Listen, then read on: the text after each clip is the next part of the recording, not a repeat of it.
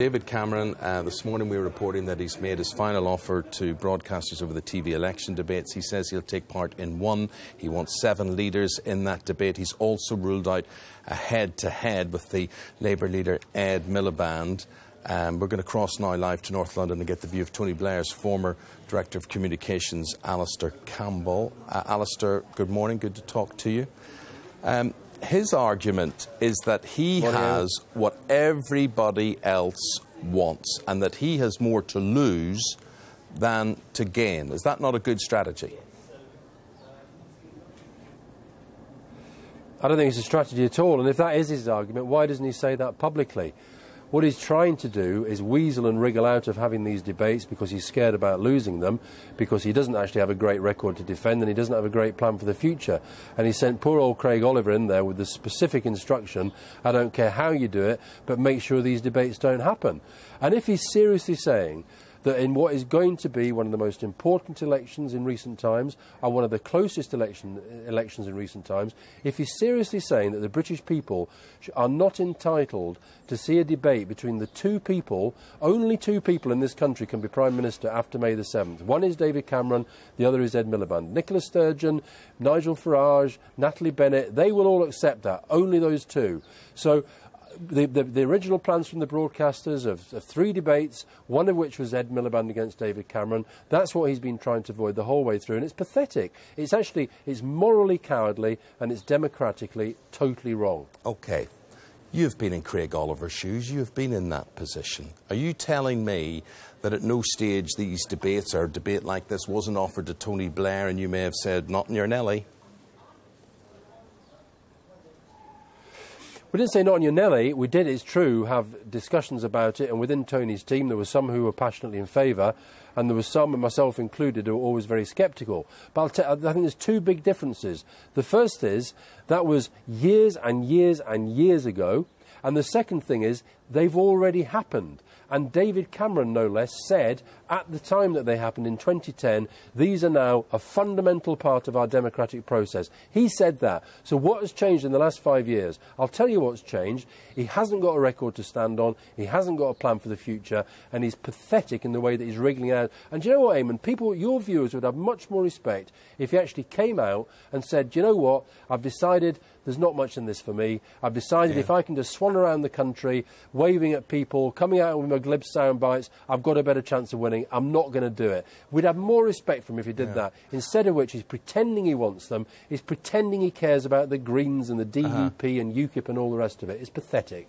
Well, it's interesting actually talking about Craig Oliver and all of this, and just to use a football analogy, I suppose it's like Arsenal being the FA Cup holders and then decided, look, we've got the cup, or Chelsea top of the league, and saying we don't want to play Man City or Man United next or whatever it is. We'll just stay where we are, thank you. So it's interesting you say he's telling Craig Oliver what to do. A lot of the interpretation today is that it's come from Craig Oliver to him.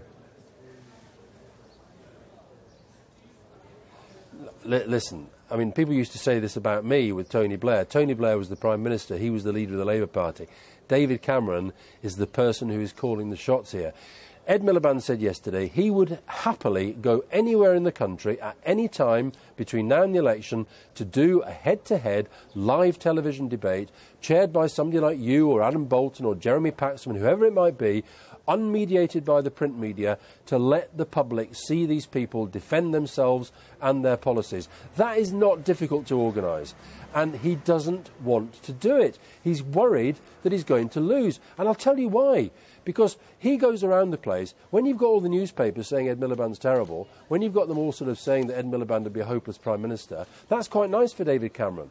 But actually, if you saw the 2 of them side by side presenting themselves to the British public, Cameron's worried actually that might not be what the public end up thinking. And I've been part of the Labour team. I've been part of the Labour team preparing for these debates. It's another of the many reasons why I hope that they happen. And I've seen Ed Miliband in debate when I play David Cameron, if you want to know. And I'll tell you, David Cameron doesn't have a good record. People keep talking about what his strategy is in all this. We were talking the other day, Eamon, about my book about winning. The reason he didn't win in 2010 is because he doesn't have a strategy. He is all tactics. And what he's trying to do now is to fill the airwaves. Fair play to him. We're here talking about this. It's not going to change the world. It's not going to affect people's lives directly. The things that will affect people's lives directly are the economy and jobs and public services. Why can't he and Ed Miliband and Nick Clegg in one of them, and the other leaders in another one, why can't the public see that debate happening live? Why does it have to be mediated through a print media that is virtually completely on David Cameron's side? Well, as a communications man, you would be aware that, you know, this is either a masterstroke, this is either the right strategy, or this is going to backfire very badly on him. Do you think at the end of the day it does affect the way people vote? I mean, TV entertainment or debate is one thing, but perception, that how he would look distant, he may look aloof, he may look chicken, and all of this may come back to bite him. And also, is he worried more about Nigel Farage on TV than Ed Miliband? I think that's one of the lines that the Conservatives are trying to put out, that this is about Farage. But it's not. This is about, he knows there's only two people who could be Prime Minister after May. He knows that it's him or it's Ed Miliband. It's Conservative-led government or a majority government, or it's a Labour-led government or a Labour majority government. They're the only options. All the rest, yes, if there was a coalition, all these other parties might come into play. But listen, I actually don't think ultimately, once people get to the voting stations, I don't think ultimately this did he or didn't he take part in the debate is going to compare with jobs or what's happened to the health service or benefit cuts and all the other things that are happening in this country. But I think it just underlines the utter contempt that David Cameron actually has for people. The politicians talk about disengagement from the political process and the cynicism there is about politics, and we can have a debate about where that all comes from. But surely you should treat the public with a little bit of respect and a little bit of courtesy. They ultimately are the boss. They're the people who decide who runs this country and who runs the government of this country. And they should have an informed decision. And in a modern democracy, where these debates have already happened, where television is a fundamental part of the way that our society works, the idea that the two people who could be Prime Minister do not, at least once, I think it should be more than once, but at least once, stand in front of the cameras, have nothing between them and the public but a screen and somebody like you mediating the debate. It's pathetic. You know what? People in America and people around Europe, they're looking at this debate and they're thinking, what sort of country is this? They think we're back in the Middle Ages. It's pathetic. And I just wish David Cameron had the guts actually to come out and say what his game really is. It's to avoid them because he thinks he could lose.